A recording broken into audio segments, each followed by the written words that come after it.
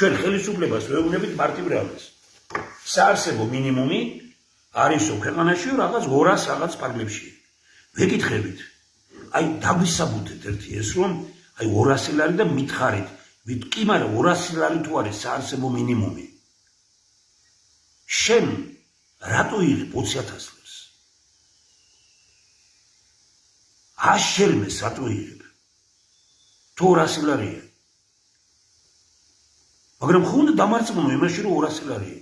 ჩვენ რას ვითხოვთ და კიდევ ერთხელ გელათიდან ვითხოვით რომ საარსებო მინიმუმის დადგენა მოხდეს იმ წესის მიხედვით როგორიც არის საერთაშორისო მასშტაბით მიღებული. საერთაშორისო მასშტაბით მიღებული როგორ არის? კალათ, საარსებო კალათ, რას ნიშნავს ეს? თვის განმავლობაში რამდენი ხორცი და ხორცის ნაწარმი უნდა მიიღოს ადამიანმა? რამდენი რძე და რძის ნაწარმი უნდა მიიღოს?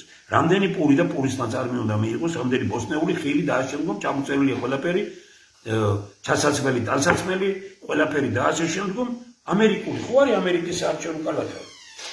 და ავიღოთ ჩვენ გავაკეთოთ საქართველოს საარჩევნო კალათი და მე დავადოთ პასიანას. თქვენ მიხვდებით რომ 3,000 კი არა 4,000 კი არა ხო? დღეს